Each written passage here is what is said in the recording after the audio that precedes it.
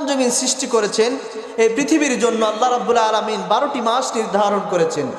ওই 12টি মাসের মধ্যে 4টি মাসকে আল্লাহ রাব্বুল আলামিন স্পেশালভাবে সম্মানিত করেছেন। সেই মাসগুলোকে হারাম মাস বলা হয়।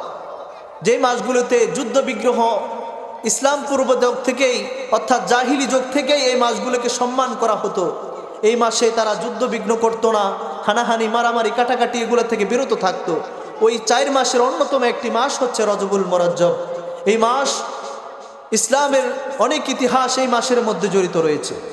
বিশেষ করে এই মাস হচ্ছে মেরাজুন নবীর মাস, যেই মাসে রাসূল করিম রউফুর রহিম সাল্লাল্লাহু আলাইহি সাল্লামকে আল্লাহ রাব্বুল আলামিন তার দিদার নিয়ে আমাদের জন্য সর্বশ্রেষ্ঠ নেয়ামত নামাজ আমাদের জন্য উপহার এনেছে। জোরে বলি সুবহানাল্লাহ। আমরা যে নামাজ পাইলাম, যে নামাজ দিদারে এলাহি আমাদেরকে আল্লাহ রাব্বুল আলামিনের সবচেয়ে নিকটের মধ্যে পৌঁছিয়ে দেয়, সেই নামাজ এই মাসের মধ্যে আমরা পেয়েছি। জোরে বলি আলহামদুলিল্লাহ। ওই জন্য এই মাসের অত্যন্ত গুরুত্ব রয়েছে। তার মধ্যে অন্যতম হচ্ছে এই মাসে আমরা নামাজ পেয়েছি। আমরা বেশি বেশি নামাজ আদায় করতে হবে, আমরা নামাজ ছেড়ে দেব না। আল্লাহ রাব্বুল আলামিন আমরা আর এদিক সেদিক ঘোরাফেরা করব না, আর আমিও এদিক সেদিক যাব না, সরাসরি আলোচনার মধ্যে চলে যাব। আল্লাহ রাব্বুল আলামিন পবিত্র কালামুল্লাহ শরীফের মধ্যে ইরশাদ করেন, ইন্নাস সালাতা কানাত আলাল মুমিনিনা কিতাবাম মাওকুতা। আল্লাহ রাব্বুল আলামিন পবিত্র কালামুল্লাহ শরীফের মধ্যে ইরশাদ করেন, নিশ্চয় আমি আল্লাহ মুমিনদের জন্য, যারা ঈমান এনেছে, যারা আল্লাহ রাব্বুল আলামিনের প্রতি ঈমান এনেছে, ইসলাম ধর্ম যারা গ্রহণ করেছে, যারা ঈমানদার, তাদের জন্য আমি আল্লাহ কানাত আলাল মুমিনিনা কিতাবাম মাওকুতা, আমি আল্লাহ রাব্বুল আলামিন মুমিনদের জন্য, তাদের জন্য আমি নামাজ ফরজ করে দিয়েছি। ওই ব্যক্তি হচ্ছে মুমিন যারা সময় মতো ওয়াক্ত মতো নামাজ আদায় করে। মুমিনের বৈশিষ্ট্যের মধ্যে অন্যতম হচ্ছে ইন্নামাল মুমিনুনা আল্লাযীনা ইযা যুকিরাল্লাহু ওয়াজিলাত কুলুবুহুম ওয়া ইযা তুলিয়াত আলাইহিম আয়াতুহু যাদাতুহুম ঈমানান ওয়া আলা রাব্বিহিম ইয়াতাওয়াক্কালুন। এই আয়াতের মধ্যে আল্লাহ মুমিনের বৈশিষ্ট্য বর্ণনা করছেন। আমরা ওই আয়াতের দিকে যাব না, যেহেতু আমরা নামাজ সম্পর্কে আলোচনা করব। আল্লাহ রাব্বুল আলামিন পরের আয়াতের মধ্যে বলতেছেন, মুমিন হচ্ছে তারা আল্লাযীনা ইউকিমুনাস সালাতা ওয়া মিম্মা রাযাকনাহুম ইউনফিকুন উলাইকা হুমুল মুমিনুনা হাক্কান লাহুম দারাজাতুন ইনদা রাব্বিহিম ওয়া মাগফিরাতুন ওয়া রিজকুন কারীম। আল্লাহ রাব্বুল আলামিন সূরাতুল আনফালের মধ্যে মুমিনের বৈশিষ্ট্য বর্ণনা করতে গিয়ে আল্লাহ রাব্বুল আলামিন বলতেছেন, মুমিন ব্যক্তি হচ্ছে তারা আল্লাযীনা ইউকিমুনাস সালাত, যারা নামাজ আদায় করে, নামাজ প্রতিষ্ঠা করে, যারা নামাজ আদায় করে তারা হচ্ছে মুমিন।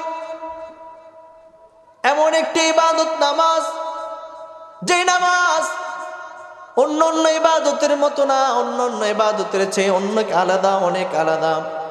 আল্লাহ রাব্বুল আলামিন অন্য ইবাদতের জন্য দুনিয়ার মধ্যে হুকুম পাঠিয়েছিল, অর্থাৎ নামাজ ছাড়ার যত বন্দেগী রয়েছে, হজ বলেন, যাকাত বলেন, রমজানের রোজা বলেন, আপনার এই পৃথিবীর মধ্যে আল্লাহ রাব্বুল আলামিন বান্দার জন্য যতগুলো শরীয়তের হুকুম বর্ণনা করেছে, শরীয়তের যতগুলো হুকুম আল্লাহ রাব্বুল আলামিন দিয়েছেন, ফরজ বলেন, সুন্নত বলেন, ওয়াজিব বলেন, সমস্ত হুকুমগুলো আল্লাহ রাব্বুল আলামিন বান্দার জন্য দুনিয়ার জমিনের মধ্যে আল্লাহ রাব্বুল আলামিন এগুলো বলেছেন দুনিয়ায় থাকা অবস্থায় মানুষদেরকে তার নবীর মাধ্যমে, রাসূল কারীমের মাধ্যমে দুনিয়ার মানুষদেরকে জানিয়ে দিয়েছেন, তোমরা এইভাবে যাকাত দিবে, তোমরা এইভাবে রমজানের রোজা রাখবে, তোমরা এইভাবে এই কাজ করো, কর্মের মধ্যে তোমরা হজ সম্পাদন করবে। এই পৃথিবীর মধ্যে যত ইবাদত রয়েছে সবগুলো আল্লাহ রাব্বুল আলামিন দুনিয়ার জমিনের মধ্যে অবতীর্ণ করেছিলেন। কিন্তু নামাজ এমন একটি ইবাদত, নামাজ এমন একটি ইবাদত, যে নামাজ আল্লাহ রাব্বুল আলামিন দুনিয়াতে দেন নাই, দুনিয়ার মধ্যে দেন নাই। তার বন্ধু মুস্তাফাকে আল্লাহ রাব্বুল আলামিন আরশে আজিমে মেহমান বানিয়ে আল্লাহ রাব্বুল আলামিনের সঙ্গে দিদার দিয়ে আল্লাহ রাব্বুল আলামিন উম্মতের জন্য স্পেশাল উপহার হিসেবে নামাজ দিয়েছে। জোরে বলি সুবহানাল্লাহ। ওই জন্য নামাজের এত গুরুত্ব। নামাজ অন্যান্য ইবাদতের মতো না। অন্যান্য ইবাদত তো দুনিয়ার জমিনে এসেছে, হুকুম বাস্তবায়ন হয়েছে।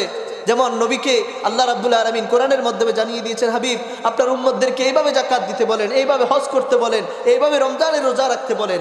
কিন্তু আল্লাহ রাব্বুল আলামিন তার সবচাইতে দামি জিনিস যেটা নামাজ বান্দার জন্য, অর্থাৎ কেন এটা এত স্পেশাল? কারণ বান্দা যখন নামাজের মধ্যে দাঁড়ায়, বান্দা আর আল্লাহর মধ্যে দূরত্ব থাকে না। জোরে বলি সুবহানাল্লাহ। বান্দা যখন দাঁড়ায়, সর্বপ্রথম সূরা ফাতিহার মাধ্যমে বান্দা নামাজ শুরু করে। ওই ফাতিহার মধ্যে বান্দা আল্লাহ রাব্বুল আলামিনের সঙ্গে কথা বলা শুরু করে। জোরে বলি সুবহানাল্লাহ। বান্দা যখন বলে আলহামদুলিল্লাহি রাব্বিল আলামিন, সমস্ত প্রশংসা তুমি আল্লাহর। এই পৃথিবীর মধ্যে, এই জগতের মধ্যে যত প্রশংসা রয়েছে, ও দয়াল আল্লাহ, সব প্রশংসা পাওয়ার হকদার আপনি আল্লাহ। তখন আল্লাহ চুপ থাকে না, বান্দার জবাব দেয়। আল্লাহ রাব্বুল আলামিন বলে হামিদানি আবদি, আমার বান্দা আমার প্রশংসা করছে। জোরে বলি সুবহানাল্লাহ। এইভাবে সূরা ফাতিহার মধ্যে বান্দা যখন যেটা বলে, আল্লাহ রাব্বুল আলামিন তার প্রতি উত্তর আরেকটা বলে। এইভাবে বান্দা যখন রুকুতে যায়, সব চাইতে বেশি নড়বড়ে অবস্থা বান্দার হয়ে যায়। বান্দা যখন রুকুর মধ্যে যায়, বান্দা আল্লাহ রাব্বুল আলামিনকে বলে, আল্লাহ এমন একটা অবস্থার মধ্যে আমি উপনীত হয়েছি, এই রুকুর মধ্যে আমি যখন যাই, ছোট বাচ্চাও যদি আমাকে ধাক্কা দেয় আমি পড়ে যাব। ও রাব্বুল আলামিন, আমি একেবারে নড়বড়ে অবস্থায় আপনি আল্লাহকে আমি রুকু দিয়ে আপনার প্রশংসা করতেছি। বান্দা সুবহান রাব্বিয়াল আযীম বলে, সুবহান রাব্বিয়াল আযীম বলে। আর আল্লাহ রাব্বুল আলামিন ফেরেশতাদেরকে ডাকে বলে, ও ফেরেশতারা, তোমরা দুনিয়ার জমিনে আমি যখন আদম সৃষ্টি করতেছিলাম, তোমরা বলেছিল আল্লাহ তুমি আদম সৃষ্টি করিও না, এরা দুনিয়ার জমিনের মধ্যে ফিতনা ফাসাদ করবে, রক্তপাত করবে, এরা নাফরমানির মধ্যে লিপ্ত হয়ে যাবে, আপনি তাদেরকে সৃষ্টি করেন না। দেখো দেখো ফেরেশতারা, আমার বান্দারা কত সুন্দরভাবে আমি আল্লাহর নামাজ আদায় করে। জোরে বলি সুবহানাল্লাহ। এইভাবে বান্দা যখন রুকু থেকে উঠে সিজদার যখন চলে যায়, বান্দা আল্লাহ রাব্বুল আলামিনের সব চাইতে কাছে চলে আসে, সব চাইতে নিকটে চলে আসে। বান্দা তখন জানান দিতে চায়, ও রাব্বুল আলামিন, আমি এই পৃথিবীর মধ্যে আমার কপালটা হচ্ছে সবচেয়ে উঁচু স্থানে বান্দার, অর্থাৎ একজন মানুষের কপাল তার শরীরের সবচেয়ে উপরিভাগে। ওই কপালটা বান্দা জমিনের মধ্যে দিয়ে বান্দা বলে, আল্লাহ আপনি সবচাইতে বড়, আমি আপনার সঙ্গে মিশে গেলাম, যে এই নিচের মধ্যে নামলাম, এই নিচের কোনো আর নিচ নাই, অর্থাৎ আমি মাটির মধ্যে ঝুঁকে গেলাম, এরপরে আর নিচের দিকে যাওয়া সম্ভব না। ও রাব্বুল আলামিন, ওই সিজদার মধ্যে গিয়ে আমি আপনার প্রশংসা করছি। জোরে বলি সুবহানাল্লাহ। এইভাবে বান্দা যখন নামাজ আদায় করে, তখন আল্লাহ রাব্বুল আলামিন খুশি হয়ে যায়। আমরা নামাজের ভিতরে মনোযোগ দেব, যে সিজদায় যখন যাব তখন আল্লাহর কাছে বলবো, আল্লাহ আমার এই মাথার উপরিভাগ, অর্থাৎ আমার শরীরের সবচাইতে উপরের অংশটা জমিনের মধ্যে দিয়ে আপনার প্রশংসা করছি। আল্লাহ আপনি আমাকে কবুল করুন, আপনি হচ্ছেন মহান, আপনার প্রশংসা হচ্ছে মহান। এইভাবে যখন বান্দা নামাজ আদায় করে, তখন আল্লাহ রাব্বুল আলামিন খুশি হয়ে যায়, আল্লাহ রাব্বুল আলামিন খুশি হয়ে যায়। জোরে বলি সুবহানাল্লাহ। এই নামাজের এত গুরুত্ব, আল্লাহ পাকের প্যারা হাবিব বলতেছেন, বুনিয়াল ইসলামু আলা খামসিন, শাহাদাতি আল্লা ইলাহা ইল্লাল্লাহ ওয়া আন্না মুহাম্মাদান আবদুল্লাহি ওয়া রাসূলুহু ওয়া ইকামিস সালাতি ওয়া ইতাইজ যাকাত ওয়াল হজ্জ ওয়া সাওম রমাদান। ইসলামের স্তম্ভ হচ্ছে কয়টি? পাঁচটি। কয়টি? ইসলামের স্তম্ভ কয়টি? স্তম্ভ মানে হচ্ছে খুঁটি। আমরা যে আজকে প্যান্ডেল সাজালাম সুন্দর করে, এই প্যান্ডেল সাজাতে অনেকগুলো খুঁটি দিতে হয়েছে। খুঁটিগুলো ছাড়া এই প্যান্ডেল টিকিয়ে রাখা সম্ভব না। এই খুঁটিগুলো যদি না থাকতো, তাহলে এই প্যান্ডেলটা টিকে থাকতো না। ঠিক সেইভাবে ইসলামের বুনিয়াদ রয়েছে, ইসলামের খুঁটি রয়েছে, ওই খুঁটির মধ্যে অন্যতম হচ্ছে নামাজ। আল্লাহ রাব্বুল আলামিনের প্যারা হাবিব বলেন ইসলামের স্তম্ভ হচ্ছে 5টি, তার মধ্যে অন্যতম হচ্ছে বান্দা যখন ধর্ম গ্রহণ করবে, শাহাদাত যখন পড়বে, কালিমা যখন গ্রহণ করবে, ইসলাম যখন গ্রহণ করবে, ইসলাম গ্রহণ করার পর বান্দার অন্যতম কাজ হচ্ছে নামাজ আদায় করা। সেই যদি জোহরের পূর্ব সময় না ইসলাম ধর্ম গ্রহণ করে, জোহরের নামাজ তার জন্য ফরজ হয়ে যাবে। সেই যদি মাগরিবের পূর্বে ইসলাম ধর্ম গ্রহণ করে, তার সর্বপ্রথম কাজ হবে নামাজ আদায় করা। ওই জন্য ইসলামের বুনিয়াদের মধ্যে অন্যতম একটি হচ্ছে নামাজ আদায় করা। এইবার নামাজ যখন বান্দা ছেড়ে দেয়, এই নামাজ যখন বান্দা ছেড়ে দেয়, নামাজ ছেড়ে দেওয়ার কারণে বান্দা কুফরের দিকে লিপ্ত হয়ে যায়। রাসূল করিম সাল্লাল্লাহু আলাইহি সাল্লাম বলেন মুমিন এবং মুসলিমের মধ্যে, মুমিন এবং মুনাফিক কাফের মধ্যে, বেঈমান এবং ঈমানদারের মধ্যে পার্থক্য হচ্ছে নামাজ, পার্থক্য হচ্ছে নামাজ। অর্থাৎ যে ঈমানদার মুমিন ব্যক্তি সে নামাজ আদায় করবে, যে কাফের সে নামাজ আদায় করবে না। কাফের এবং ঈমানদারের সাথে পার্থক্য হচ্ছে একটা, সেটা হচ্ছে সালাত। জোরে বলি সুবহানাল্লাহ। এই নামাজের এত গুরুত্ব কেন? কিয়ামতের ময়দানে আল্লাহ রাব্বুল আলামিন যখন হাসরের ময়দান যেদিন কায়েম হয়ে যাবে, হিসাব কার্য যেদিন শুরু হয়ে যাবে, বান্দার যখন আল্লাহ রাব্বুল আলামিন যখন হিসাব নেওয়া শুরু করবে, আমরা এই পৃথিবীর মধ্যে আল্লাহ রাব্বুল আলামিন আমাদেরকে এমনি পাঠান নাই। আল্লাহ রাব্বুল আলামিন কোরআনের মধ্যে ইরশাদ করতেছেন আফাহাসিবতুম আন্নামা খলাকনাকুম আবাসাও ওয়া আন্নাকুম ইলাইনা লা তুরজাউন। বান্দা তুমি কি মনে করছো এই দুনিয়ার জিন্দেগি তোমার জন্য শেষ? না না না, এই দুনিয়ার জিন্দেগি তোমার জন্য শেষ না।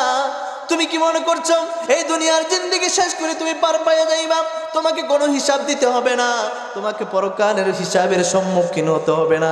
এমন চিন্তা তুমি করিও না, এমন চিন্তা তুমি মাথার মধ্যে নিও না।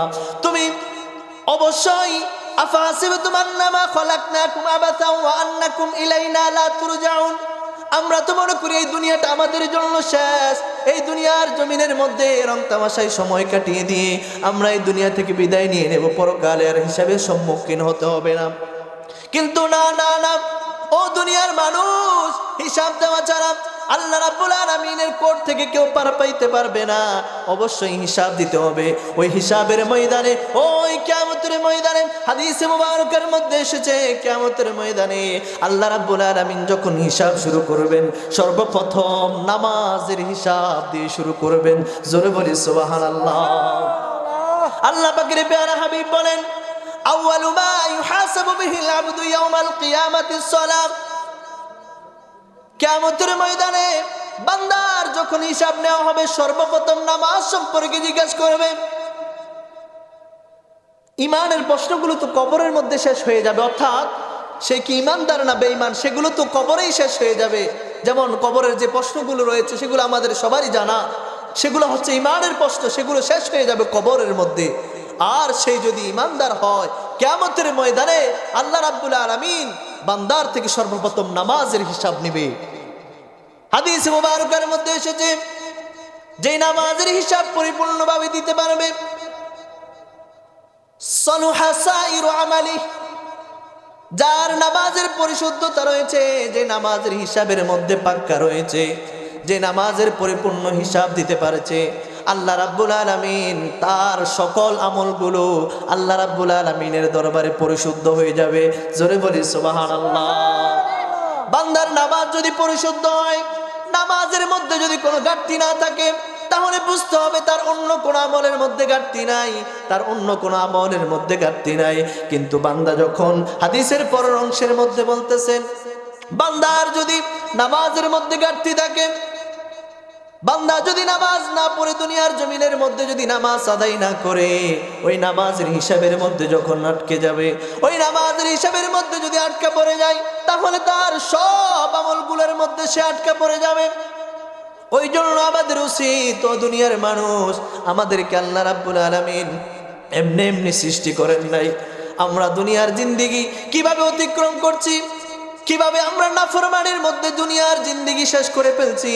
আল্লাহ রাব্বুল আলামিন বলতেছেন, আল্লাযী খালাকাল মাউতা ওয়াল হায়াতা লিয়াবলুয়াকুম আইয়ুকুম আহসানু আমালা। আমি দুনিয়ার জমিনের মধ্যে মানুষ সৃষ্টি করেছি, এমনি এমনি সৃষ্টি করে নাই। লিয়াবলুয়াকুম, আমি অবশ্যই তোমাদের থেকে পরীক্ষা নেব, অবশ্যই আমি তোমাদের থেকে পরীক্ষা নেব। তোমাদের থেকে আমি জিজ্ঞাসা করব, দুনিয়ার জিন্দেগি কিভাবে কাটিয়েছো, দুনিয়ার জমিনের মধ্যে রং তামাশায় পড়ে কিভাবে তোমার এই সুন্দর জিন্দেগি অতিক্রম করে ফেলেছো। তোমাকে এত সুন্দরভাবে আমি আল্লাহ সৃষ্টি করলাম, এত সুন্দরভাবে আকৃতি দিলাম, প্রকৃতি দিলাম, এত সুস্থতার সহিত তোমাকে দুনিয়ার জমিনের মধ্যে পাঠালাম, কিন্তু তুমি আমি আল্লাহর নাফরমানির বিরুদ্ধে দুনিয়ার জিন্দেগি অতিক্রম করেছো। তুমি আল্লাহর নাফরমানির মধ্যে সময় কাটিয়ে ফেলেছ। আমি আল্লাহর হুকুমের মধ্যে নামাজের জন্য দৈনিক তোমাকে 5 বার ডাকা হয়, কিন্তু তুমি নামাজের দিকে আসো না। নামাজের জন্য যখন আজান দেওয়া হয় তখন তুমি অন্যদিকে মুখ ফিরিয়ে চলে যাও, অন্যদিকে মুখ ফিরে চলে যাও। মনে হচ্ছে তুমি শুনতেছো না, আজানের আওয়াজ তোমার কান পর্যন্ত পৌঁছে না। আল্লাহ রাব্বুল আলামিন বলতেছেন, ওয়ালাকাদ দারআনা লিজাহান্নামা কাসীরাম মিনাল জিন্নি ওয়াল ইনস لهم قلوب لا يفقهون بها ولهم أعين لا يبصرون بها ولهم آذان لا يسمعون بها أولئك كالأنعام بل هم أضل أولئك هم الغافلون। দুনিয়ার জমিনের মধ্যে আমি এমন কিছু মানুষ সৃষ্টি করেছি যাদেরকে জাহান্নামে দেওয়ার জন্য মানুষ এবং জিন জাতির মধ্যে এমন কিছু রয়েছে যাদেরকে আমি আল্লাহ জাহান্নামের মধ্যে দেব। কারণ কি তাদের অন্তর রয়েছে, যে অন্তরের মধ্যে আল্লাহ রাব্বুল আলামিনের ভয় নাই। তাদের কান রয়েছে, যে কান দিয়ে তারা ভালো কিছু শুনে না, যে চোখ দিয়ে তারা ভালো কিছু দেখে না। তাদের কানের মধ্যে যখন আজানের শব্দ যায়, আজানের শব্দ কানে গেলেও তারা ওই আজানের জবাবে তারা নামাজের মধ্যে আসে না, নামাজের দিকে আসে না। ওই সমস্ত ব্যক্তিগুলোর জন্য আমি আল্লাহ জাহান্নাম সৃষ্টি করেছি। আল্লাহ রাব্বুল আলামিন কিয়ামতের ময়দানে বান্দাকে যখন জাহান্নামের দিকে নিয়ে যাবে, আল্লাহ রাব্বুল আলামিন প্রশ্ন করবে, মা সালাকাকুম ফি সাকার, ও বান্দা আজকে তুমি কেন জাহান্নামের মধ্যে পতিত হচ্ছ, জাহান্নামের দিকে কেন যাচ্ছ? তখন বান্দা বলবে, ক্বালু লাম নাকু মিনাল মুসাল্লিন। আল্লাহ, আমি দুনিয়ার জমিনের মধ্যে নামাজ আদায় করি নাই, নামাজ ছেড়ে দিয়েছি, ওই জন্য আজকে আমি জাহান্নামের দিকে চলে যাচ্ছি। ও যুবক ভাইয়েরা, ও আমার বৃদ্ধ বাবারা, আপনাদেরকে করজোরে হাত পায়ে রেখে বলবো, এই নামাজ ছেড়ে দিবেন না। নামাজ ছেড়ে দিলে আল্লাহ রাব্বুল আলামিন বান্দার প্রতি রহমতের দৃষ্টি সরিয়ে দেয়।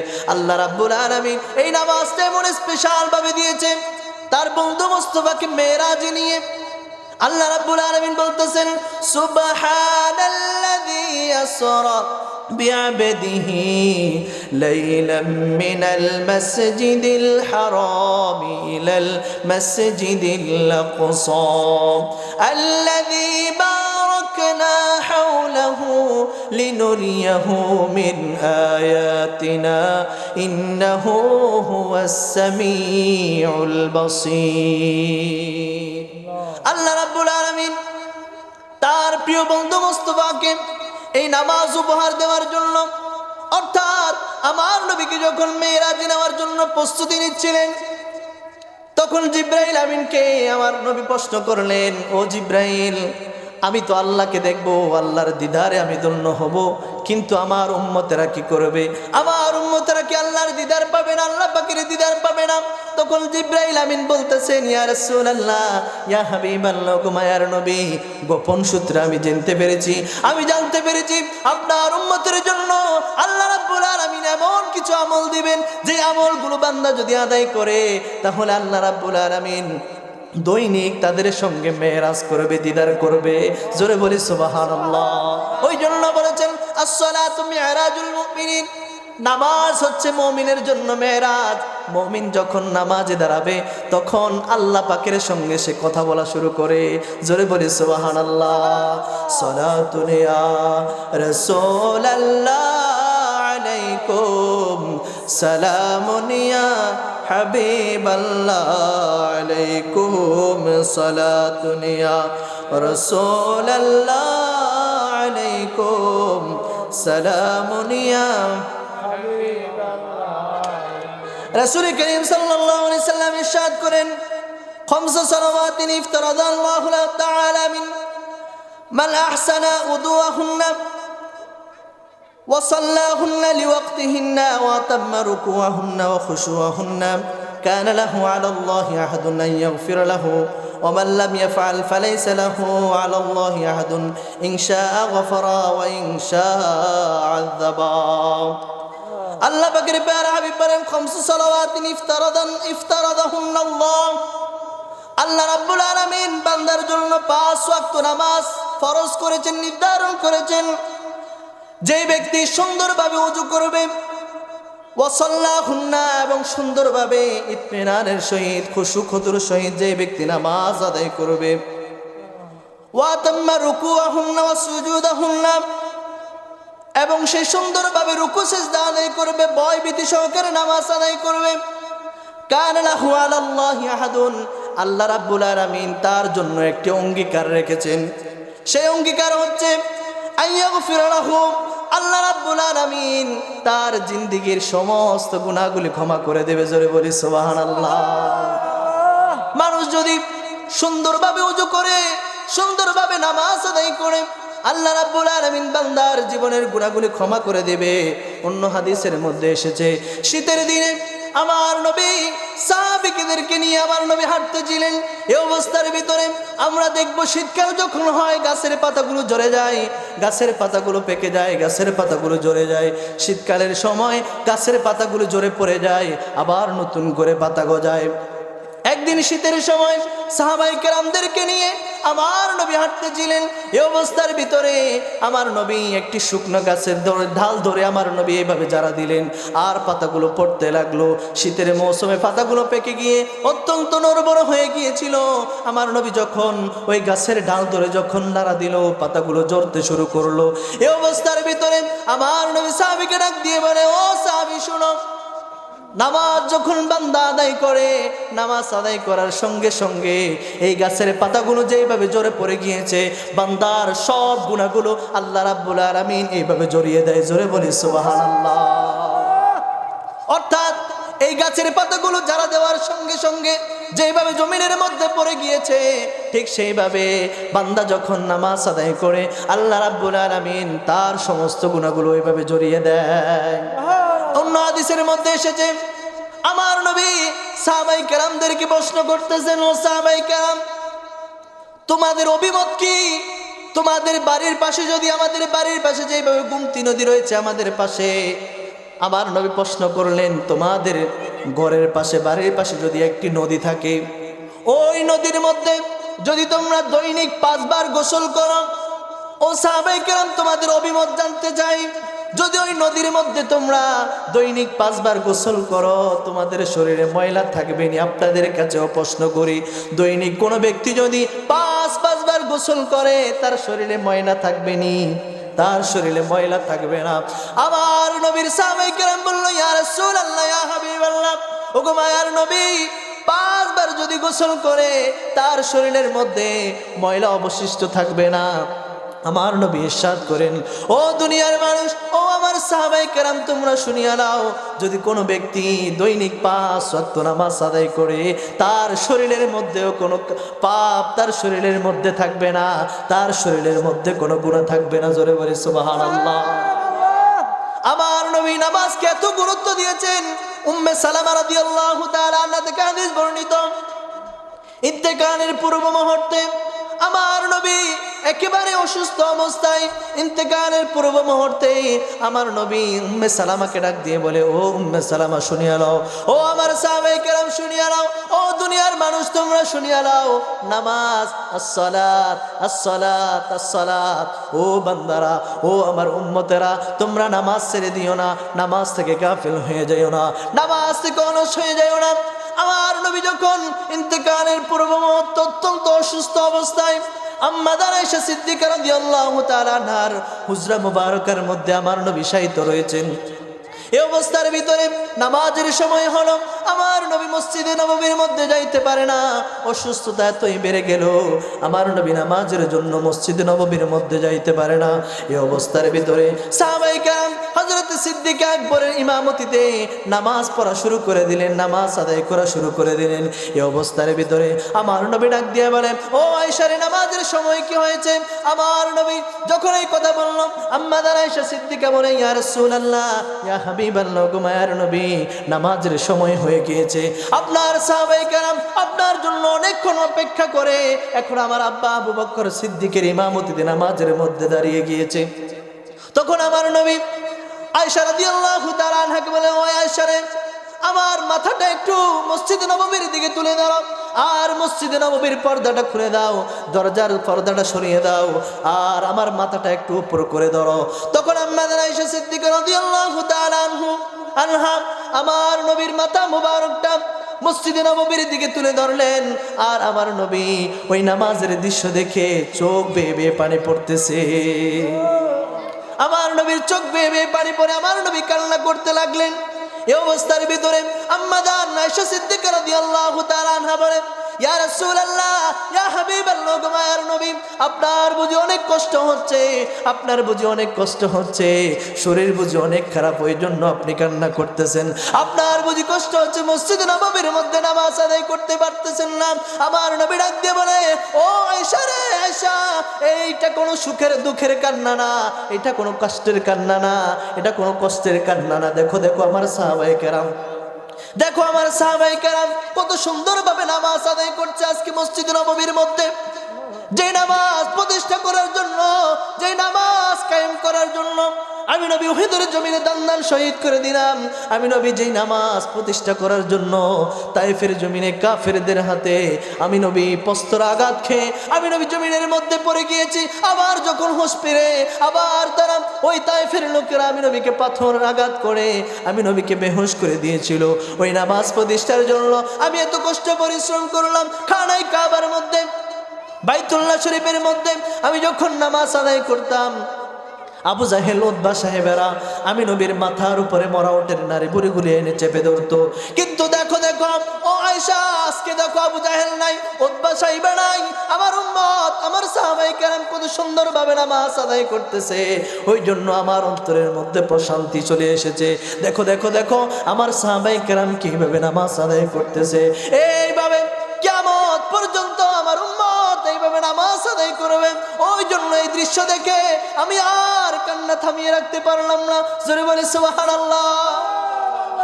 আমার নবী বলতেছেন, আয়েশা, এটা কোনো কষ্টের কান্না না, এটা হচ্ছে সুখের কান্না, যে নামাজ প্রতিষ্ঠার জন্য আমি নবী এত কষ্ট করতে হয়েছে, আমি আপনি তো নগদ পেয়ে গিয়েছি ইসলাম, ওই জন্য ইসলামের মর্ম বুঝি না। যদি আমাদেরকে ইসলামের জন্য জীবন দিতে হতো, যুদ্ধের ময়দানে যেতে হতো, তাহলে আমাদের ওই নামাজ আমাদের জন্য মূল্যায়ন হতো, ওই নামাজকে আমরা মূল্যায়ন করতাম। কিন্তু আমরা আজকে ডাইরেক্ট ইসলাম পেয়ে গিয়েছি, ওই জন্য আমাদের আর কষ্ট লাগে না। ইসলামের বুনিয়াদগুলো আমরা কিভাবে ধরে রাখতে হবে সেটা আমরা আজকে আমাদের অন্তরের ভিতরে নিচ্ছি না। কিন্তু আমরা যদি যুদ্ধ করতে হতো, ইসলামের জন্য যদি জীবন দিতে হতো, তখন আমরা বুঝতাম ইসলাম, তখন আমরা আমাদের বুঝে আসতো। ওই জন্য আসুন আমরা নামাজ আদায় করি, 5 ওয়াক্ত নামাজ ওয়াক্ত মতো আদায় করি। আল্লাহ রাব্বুল আলামিন কবুল করুক, সকলে বলে আমিন। হাদিসে মুবারকের মধ্যে এসেছে, عن عبد الله بن عمر عمرو رضي الله تعالى عن النبي صلى الله عليه وسلم أنه ذكر الصلاة يوما فقال من حافظ عليها كانت له نورا وبرهانا ونجاة يوم القيامة ومن لم يحافظ عليها لم تكن له نورا ولا ولا برهانا ولا نجاة وكان يوم القيامة مع قارون وفرعون وهامان وأبي بن خلف زربل نعوذ بالله হযরত আব্দুল্লাহ ইবনে আমর রাদিয়াল্লাহু তাআলা আনহু থেকে হাদিস বর্ণিত তিনি বলেন একদিন আমার নবী নামাজের ব্যাপারে আলোচনা করতেছিলেন আমার নবী সাহাবায়ে কেরামদেরকে দরজ দিতেন এইভাবে আমরা যেরকম ওয়াজ মাহফিল করি আমার নবী ও সাহাবায়ে কেরামদেরকে নিয়ে আলোচনা করতেন আমার নবী তাদেরকে নসিহত করতেন ওয়াজ করতেন তিনি বলতেছেন আন্নাহু যাকারাস সালাতা ইয়াওমান একদিন আমার নবী রাহমাতুল লিল আলামিন নবী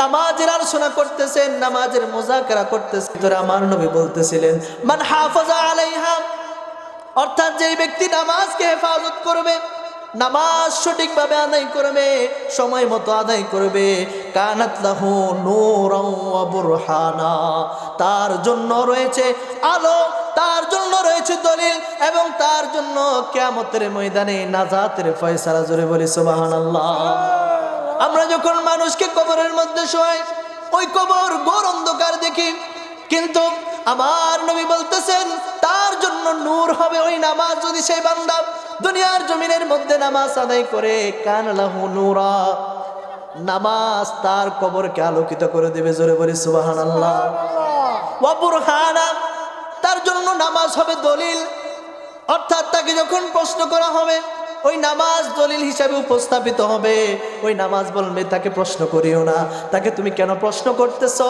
তার পক্ষে দলিল হচ্ছে আমি জোরে বলি সুবহানাল্লাহ নামাজ তার জন্য দলিল হয়ে যাবে তার জন্য নামাজ হবে প্রমাণ দেখো সেই দুনিয়ার জমিনে নামাজ আদায় করছে সাবধান তার ব্যাপারে সাবধান তাকে তোমরা আযাব দিও না জোরে বলি সুবহানাল্লাহ এরপরে বলতেছেন ওয়া নাজাতা ইয়াউমাল কিয়ামা কিয়ামতের ময়দানে তার জন্য রয়েছে নাজাত অর্থাৎ তার জন্য রয়েছে মুক্তি তার নামাজ যে আদায় করবে তার আর হিসাব গ্রহণ করা হবে না হিসাব নেওয়া হবে না অর্থাৎ নামাজ যদি পরিশুদ্ধ হয়ে যায় নামাজের সেই যদি নামাজের সঠিকভাবে নামাজের হিসাব যদি সঠিকভাবে দিতে পারে তাহলে অন্য কোনো ব্যাপারে তার আর কোনো জিজ্ঞাসা থাকবে না তাকে আমার নবী বলতেছেন তার জন্য নাজাতের ফয়সালা হয়ে যাবে জোরে বলি সুবহানাল্লাহ এরপরে বলতেছেন এটা বলে ক্ষান্ত নয় আমার নবী বলতেছেন ওয়ামান লাম ইউহাফিজ আলাইহা আর নামাজকে যারা হেফাজত করবে না এখন দেখুন যারা নামাজ আদায় করে তাদের জন্য কত সুন্দর সুসংবাদ দিয়েছেন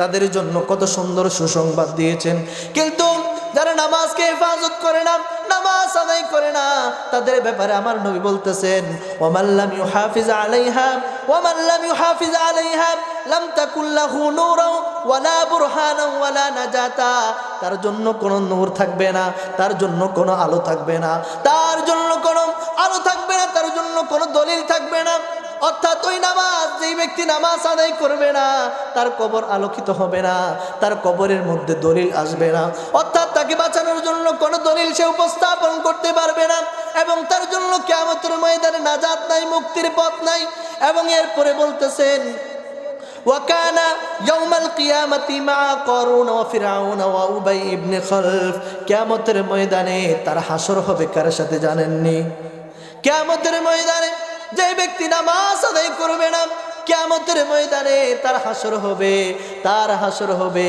উবাই ইবনে খালফের সাথে তার হাসর হবে ফেরাউনের সাথে তার হাসর হবে কারুনের সাথে জোরে বলি নাউজুবিল্লাহ আমরা কি চাই আমাদের হাসর ফেরাউনের সাথে হোক তাহলে আমাদেরকে নামাজ আদায় করতে হবে নামাজ আদায় করতে হবে এই নামাজ এমন একটি স্পেশাল ইবাদত যেটা আমি বলেছিলাম দুনিয়ার জমিনে নয় যেটাকে আল্লাহ রাব্বুল আলামিন তার বন্ধু মুস্তাফার বয়স যখন 51 বছর 5 মাস 15 দিন যখন হয় তখন আল্লাহ রাব্বুল আলামিন তার বন্ধু মুস্তাফাকে মেহমান বানিয়ে আরশে আজিমে নিয়ে ওই নামাজ উপহার দিয়েছিলেন জোরে বলি সুবহানাল্লাহ মেরাজের আলোচনা যদি আমরা করতে যাই অনেক সময়ের প্রয়োজন আল্লাহ রাব্বুল আলামিন বলতেছেন সুবহানাল্লাযী আসরা বিআবদি এটা এমন একটি ঘটনা এমন একটা আশ্চর্যজনক ঘটনা যেই ঘটনার পূর্বে আল্লাহ রাব্বুল আলামিন সর্বপ্রথম নিজেই বান্দাদেরকে সাবধান করতেছে এটা এমন একটি ঘটনা যেটা বান্দার মস্তিষ্কের মধ্যে আসবে না যেটা সাধারণ জ্ঞানের মধ্যে আসবে না ওই জন্য আল্লাহ রাব্বুল আলামিন বলতেছেন সুবহান আল্লাযী আসরা বিআবদিহি লাইলাম মিনাল মাসজিদিল হারাম ইলাল মাসজিদিল আকসা আল্লাহ পুত পবিত্র ওই আল্লাহ যিনি তার বান্দাকে তার আব্দকে রাতের একটি অংশের মধ্যে কৃত অংশের মধ্যে অর্থাৎ সামান্য অংশের মধ্যে মিনাল মসজিদিল হারামি ইলাল মসজিদিল আকসা তার বান্দাকে তার প্রিয় মাহবুবকে আল্লাহ রাব্বুল আলামিন ভ্রমণ করিয়েছিলেন মসজিদে হারাম থেকে মসজিদে আকসা পর্যন্ত। আল্লাহ রাব্বুল আলামিন এটা এমন একটি আয়াত যে আয়াতের মধ্যে আল্লাহ রাব্বুল আলামিন বিভিন্ন রকমের সেন্টেন্স ব্যবহার করেছেন। আল্লাহ সর্বপ্রথম সুবহান বলেছেন। আমরা যখন আশ্চর্যজনিত কোনো জিনিস দেখি তখন আমরা বিস্মিত হই, তখন আমরা বলি সুবহানাল্লাহ। ওই জন্য এটা এমন একটি বিস্মিত বিষয়, এমন একটি বিষয় বান্দা তোমাদের সাধারণ জ্ঞানের মধ্যে আসবে না। ওই জন্য আল্লাহ রাব্বুল আলামিন সুবহান শব্দটা সর্বপ্রথম ব্যবহার করেছেন। আল্লাহ বলতেছেন সুবহান সাবধান, আশ্চর্যজনিত বিষয়, পূত পবিত্র ওই সত্তা আল্লাযী যিনি আসরা সে। দেখেন একটু মনোযোগ দেন, আল্লাহ রাব্বুল আলামিন এখানে কয় ধরনের বাক্য ইউজ করেছেন, কয় ধরনের বাক্য ব্যবহার করেছেন।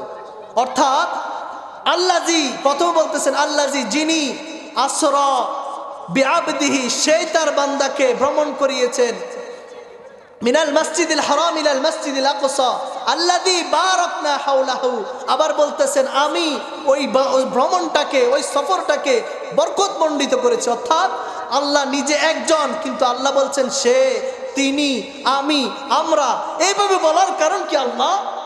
তখন আমরা বালাগাতের পরিভাষায় বলা হয় আল্লাহ রাব্বুল আলামিন যখন বিভিন্ন একটি বাক্যের মধ্যে অর্থাৎ একটি কথার মধ্যে যখন বিভিন্ন মুতাকাল্লিমকে অর্থাৎ যিনি কায়েলকে যখন বিভিন্ন রূপে রূপান্তর করবেন, অর্থাৎ একবার গায়েবের সিগা, একবার হাজিরের সিগা, একবার উপস্থিতের সিগা, একবার অনুপস্থিতের শব্দ যখন ব্যবহার করবে, সেটা হচ্ছে শ্রোতার দৃষ্টি আকর্ষণ করার জন্য। অর্থাৎ সামনে এটা এমন একটি বিষয়, তোমরা যদি সুন্দরভাবে মনোযোগ না দাও এই বিষয়টা তোমরা বুঝতে পারবে না। ওই জন্য আল্লাহ রাব্বুল আলামিন বিভিন্ন শব্দ দিয়ে বিভিন্ন শব্দের মাধ্যমে বান্দাদেরকে মনোযোগ আকর্ষণ করতেছেন। এরপরে বলতেছেন ইন্নাহু হুয়াস সামিউল বাসীর, নিশ্চয়ই তিনি আল্লাহ সর্বদ্রষ্টা এবং সর্বশ্রোতা। জোরে বলি সুবহানাল্লাহ।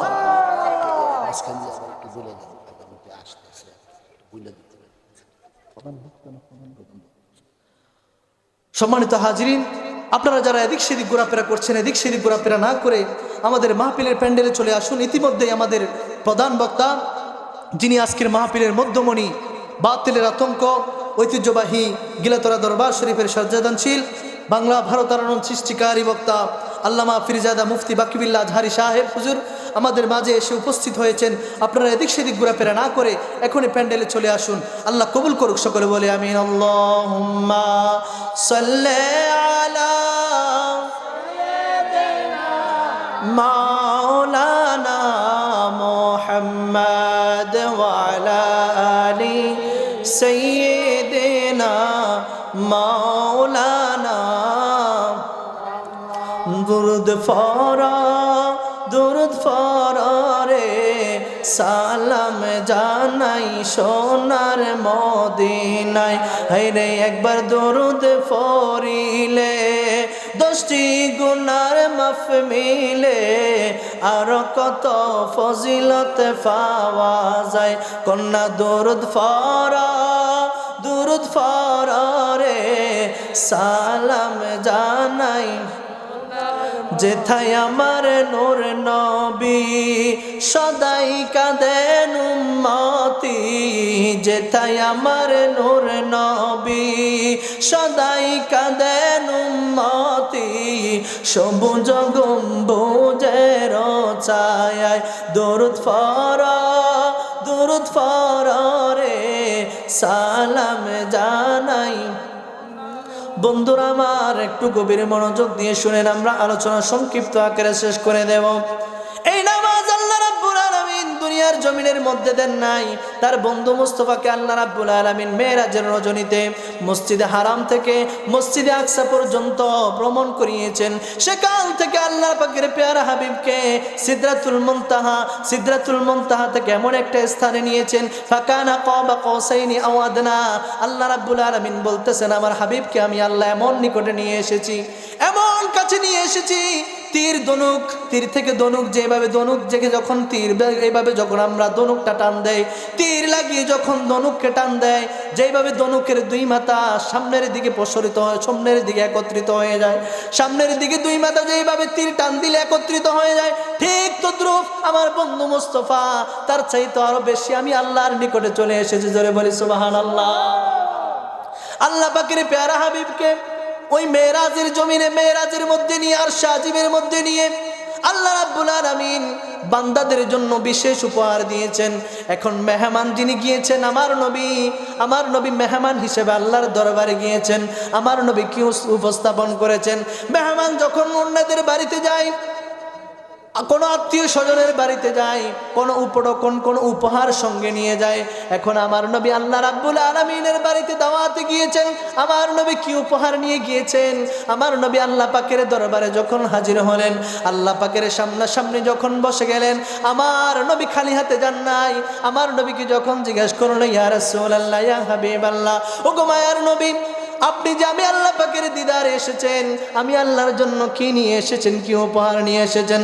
তখন আমার নবী বলতেছেন, আত্তাহিয়াতু লিল্লাহি ওয়াসসালাওয়াতু ওয়াত-তাইয়্যিবাত। আল্লাহ, আপনার জন্য আমি খালি এসে নাই, খালি হাতে এসে নাই। যত শারীরিক ইবাদত রয়েছে, যত ধরনের ইবাদত রয়েছে, সবগুলো আপনি আল্লাহর জন্য। আত্তাহিয়াতু লিল্লাহ ওয়াসসালাওয়াত ওয়াত-তাইয়্যিবাত। এরপরে আমার আল্লাহকে এইভাবে আমার নবী যখন উপস্থাপন করতে লাগলেন, আমার আল্লাহকে আমার নবী সালাম দিয়ে দিলেন, আসসালামু আলাইকা আইয়ুহান নাবিয়্যু। জোরে বলি সুবহানাল্লাহ ওয়া রাহমাতুল্লাহি ওয়া বারাকাতুহু। হাবিব, আপনার উপর সালাম। আপনি আজকে আমি আল্লাহর অতি নিকটে চলে এসেছেন। আজকে এই মুহূর্তে আমি আপনার উপর রহমত বর্ষণ করছি, আপনার উপর বরকত বর্ষণ করছি। কিন্তু আমার নবী দেখেন কেমন মায়ার নবী, মাহবুবের দিদারে গিয়েছে, আল্লাহ পাকের দিদারে গিয়েছে। তখন ওই চিন্তায় বেকরার থাকার কথা, কিন্তু ওই স্থানের মধ্যে গিয়েও আমাদেরকে ভুলে যায় নাই। জোরে বলি সুবহানাল্লাহ। আল্লাহ রাব্বুল আলামিন যখন বলেছেন, আসসালামু আলাইকা আইয়ুহান নাবিয়্যু ওয়া রাহমাতুল্লাহি ওয়া বারাকাতুহু, হাবিব, আপনার উপর সালাম, আপনার উপর রহমত বর্ষিত। তখন আমার নবী নিজের উপর একা একা নিয়ে নেন নাই ওই সালাম, আমার নবী নিজের উপর একা একা নিয়ে নেন নাই। আমার নবী বলতেছেন, আসসালামু আলাইনা ওয়া আলা ইবাদিল্লাহিস সলিহিন। আল্লাহ, আপনি যে রহমত দিয়েছেন, আপনি যে বরকত দিয়েছেন, আপনি যে শান্তি বর্ষিত করেছেন, সেটা আমার উপরে ক্ষান্ত নয়। আমি শুধু আমার উপরে রেখে দিব না, আমার উম্মতের মধ্যে যারা সালেহ বান্দা রয়েছে, যারা নেককার বান্দা রয়েছে, ওই সমস্ত নেককার বান্দাদেরকেও আমি দিয়ে দিলাম। তাদের উপরে আপনি আল্লাহর এই রহমত, এই বরকত তাদের উপরে বর্ষিত হোক। জোরে বলি সুবহানাল্লাহ। কেমন দয়াল নবী!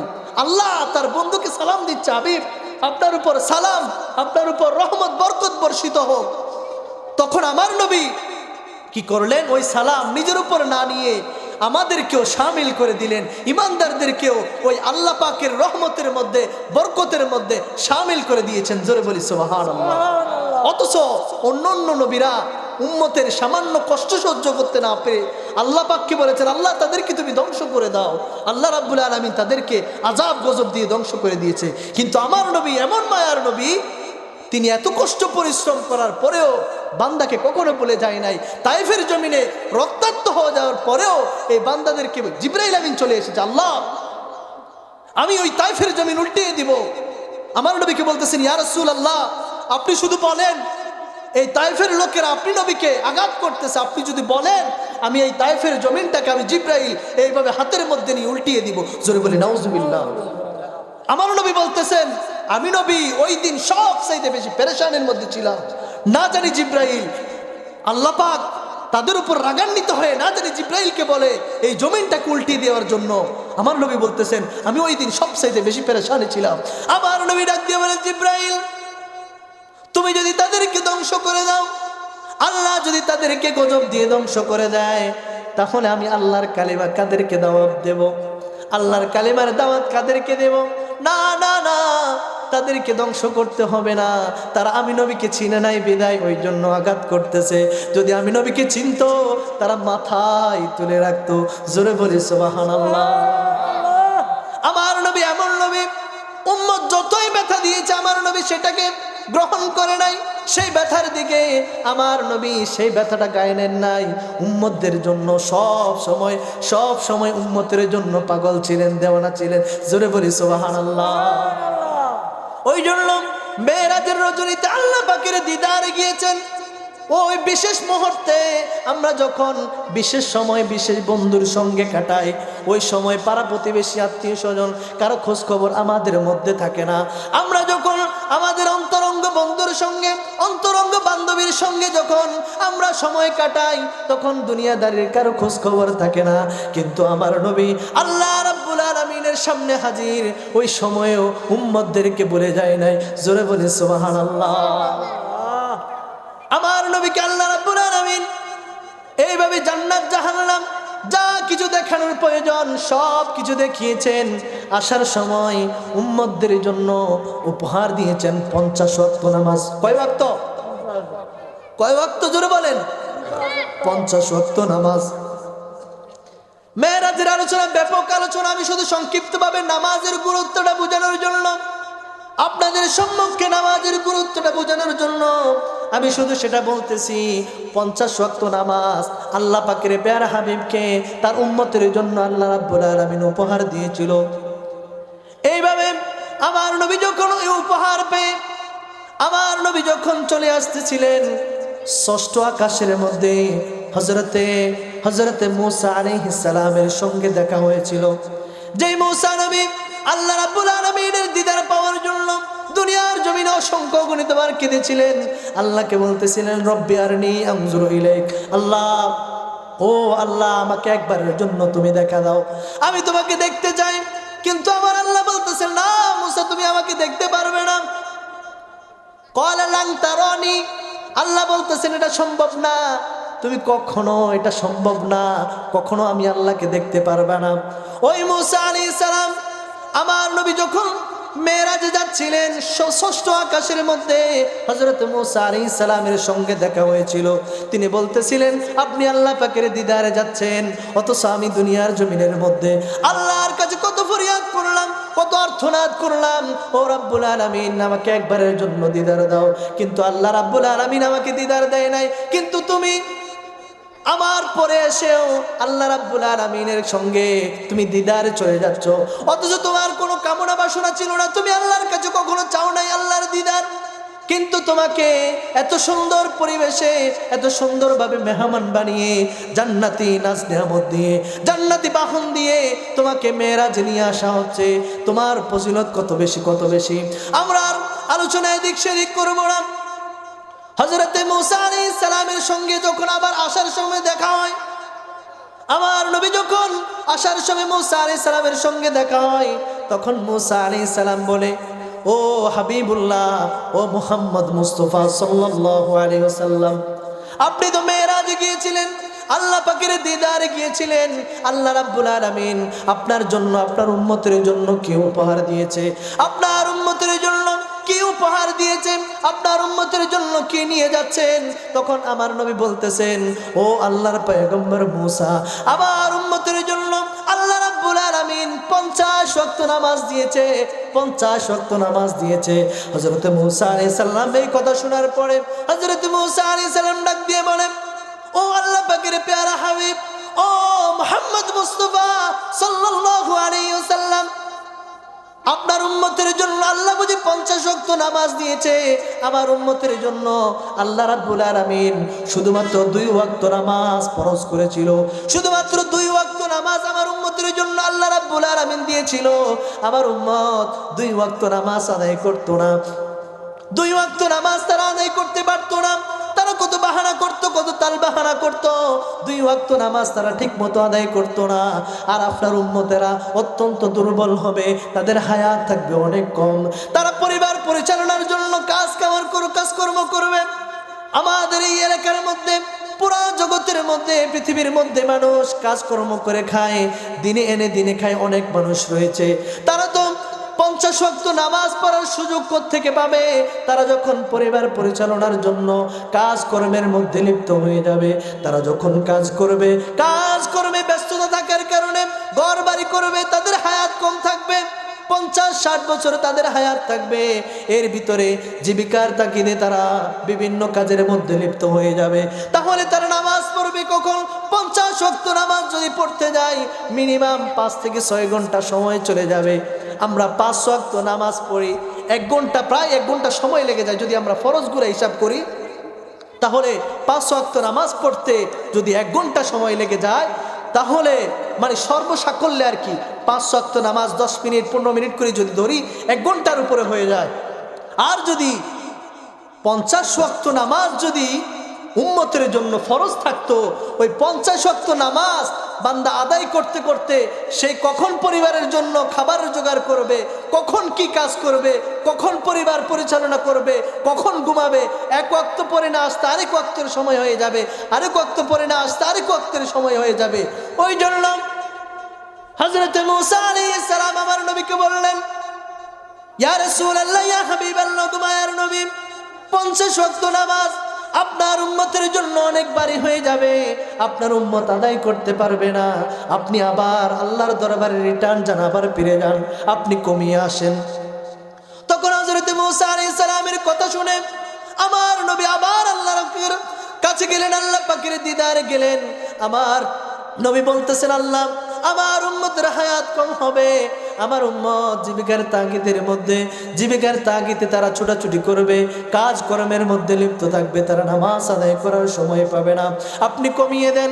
তখন আমার আল্লাহ 5 ওয়াক্ত নামাজ কমিয়ে দিয়েছেন। তখন আবার যখন ফিরে আসতেছিলেন ষষ্ঠ আকাশের মধ্যে আবার মুসা আলাইহিস সালামের সঙ্গে দেখা হলো। আবার মুসা আলাইহিস সালাম বলল, কতটুকু কমিয়েছে?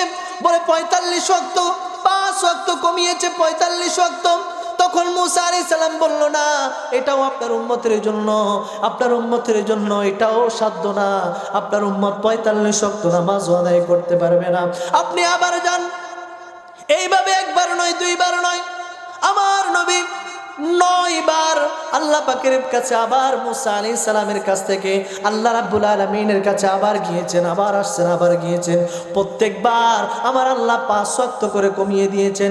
5 নং 45 ওয়াক্ত নামাজ আল্লাহ রাব্বুল আলামিন উম্মতের জন্য কমিয়ে দিয়েছেন।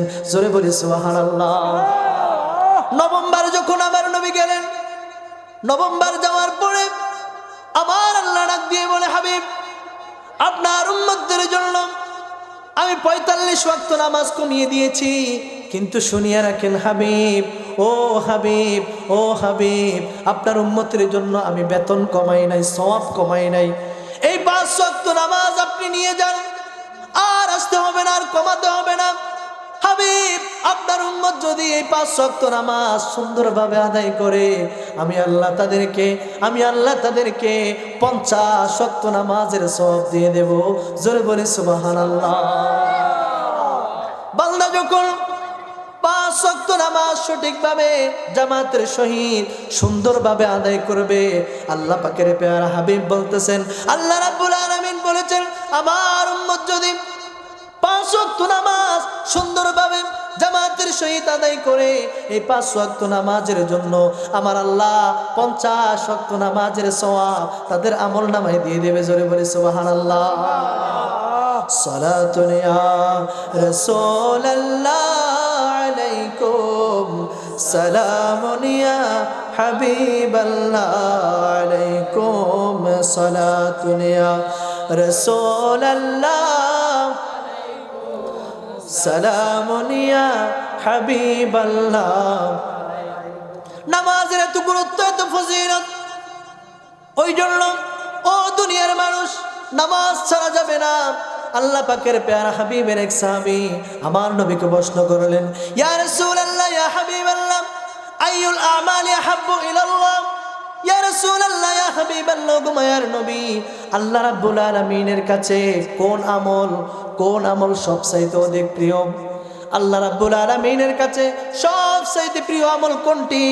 আল্লাহ রাব্বুল আলামিনের প্রিয় হাবিব বলতেছেন, ক্বালা আস-সালাতু লিওয়াক্তিহিন্না।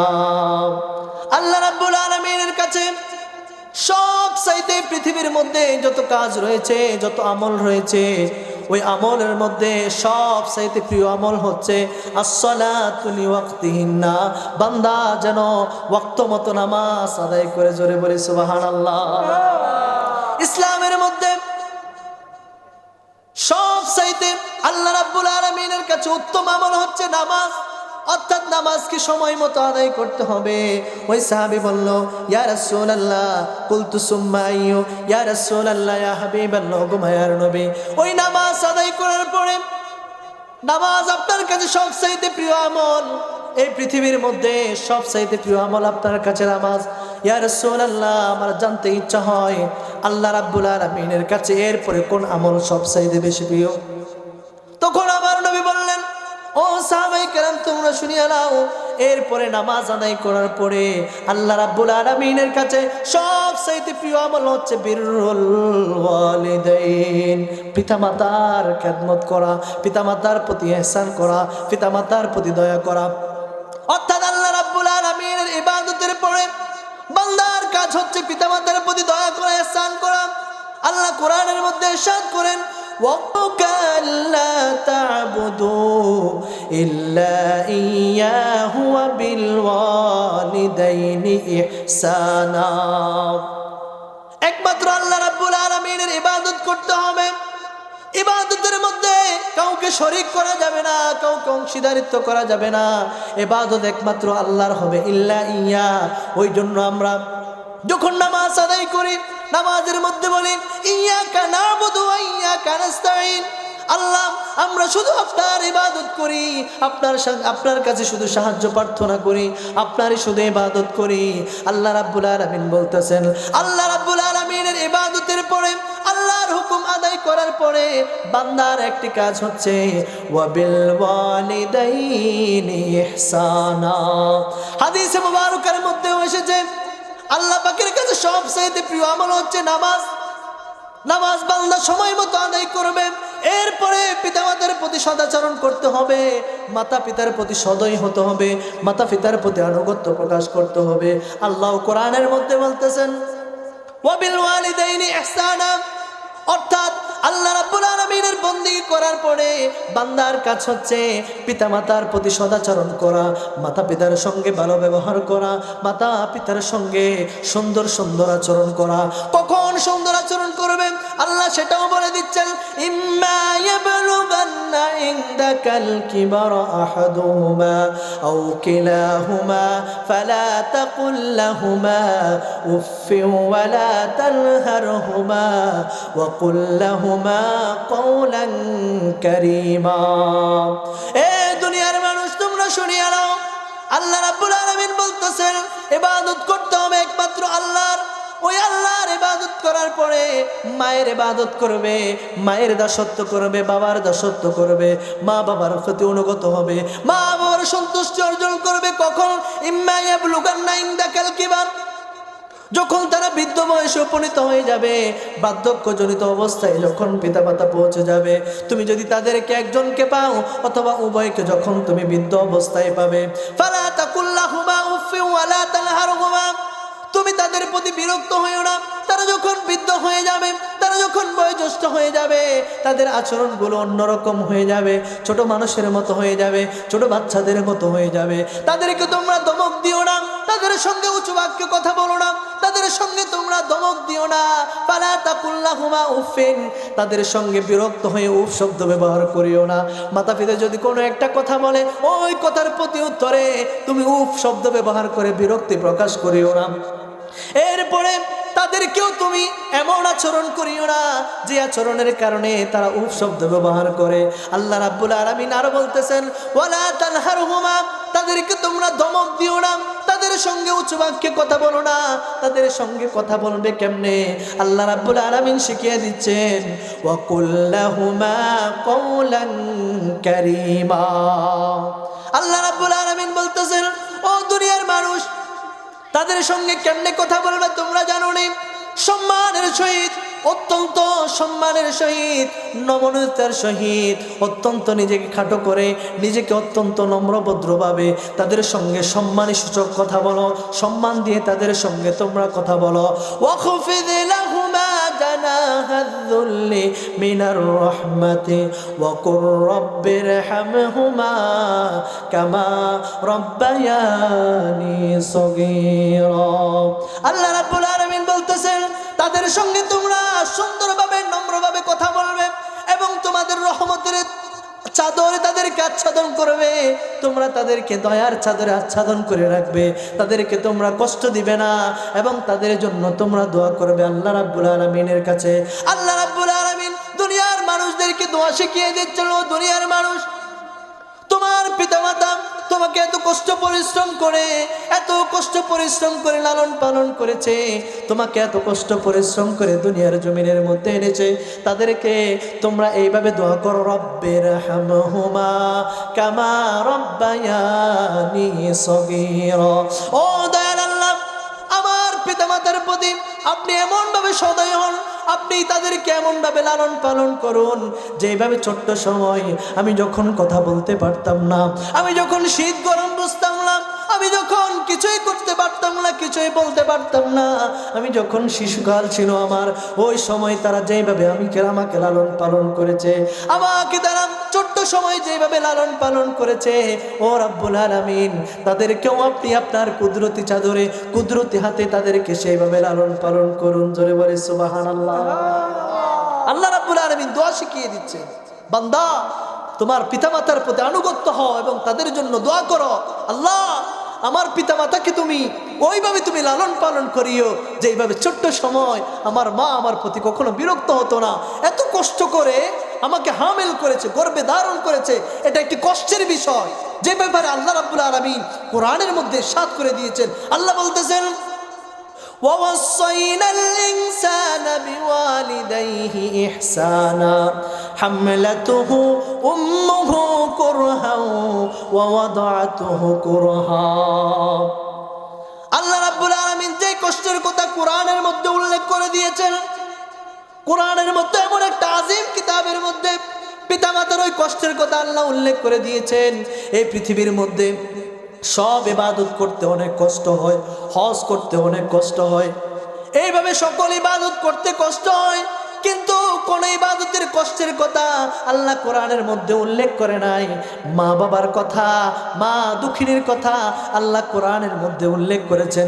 তোমার মা, ও দুনিয়ার মানুষ, তোমাদেরকে আমি আদেশ দিচ্ছি, ওয়াজ করতেছি, নসিহত করতেছি, বিওয়ালিদাইহি ইহসানা, তোমরা তোমার পিতামাতার প্রতি ইহসান করবে, দয়া করবে, তাদের সঙ্গে সদাচরণ করবে, তাদের সঙ্গে নম্র ব্যবহার করবে, ভালো ব্যবহার করবে।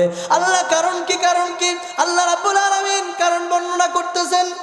কারণ হচ্ছে ওয়া হামলুহু কুরহা ওয়া ওয়াদআতুহু কুরহা, কেননা তোমার মা দুঃখিনী, তোমাকে কষ্ট করে, অত্যন্ত কষ্ট করে তোমাকে গর্ভে ধারণ করেছিল। এটা এমন একটি কষ্ট, এটা এমন একটি কষ্ট সাধারণ মানুষকে বলে বোঝানো যাবে না। মাতৃগর্ভে যখন সন্তান যায়, মাতৃগর্ভে সন্তান যখন যায়, সন্তানের যখন হাত পাগুলো হয়, অঙ্গ প্রত্যঙ্গগুলো যখন হয়, সন্তানের মধ্যে যখন আল্লাহ রূহ দিয়ে দেয়, মা দুঃখিনীর শরীরের অবয়ব চেঞ্জ হয়ে যায়, মায়ের শরীরের আকৃতি প্রকৃতি পরিবর্তন হয়ে যায়। সন্তান যখন মাতৃগর্ভে আসে, মা ইচ্ছা করলে সব কিছু করতে পারে না, সব কাজ করতে পারে না।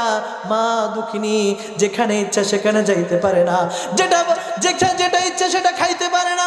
রাত্রিবেলা হয়ে যায়, মা দুঃখিনী ঘুমাইতে পারে না। হঠাৎ রাতের গভীরে সন্তান মায়ের পেটের মধ্যে লাথি মারে, ওই সন্তানটা পেটের মধ্যে নাড়াচাড়া করে, ওই সময় মা দুঃখিনী রাত্রিবেলা ঘুমাইতে পারে না। ও যুবক বন্ধুরা, এত কষ্ট পরিশ্রম করে আমাদেরকে লালন পালন করেছিল মা দুঃখিনীরা, ওই মাকে তোমরা কিভাবে ধমক দাও, ওই মা বাবার সঙ্গে কিভাবে তোমরা উঁচু বাচ্চা কথা বলো।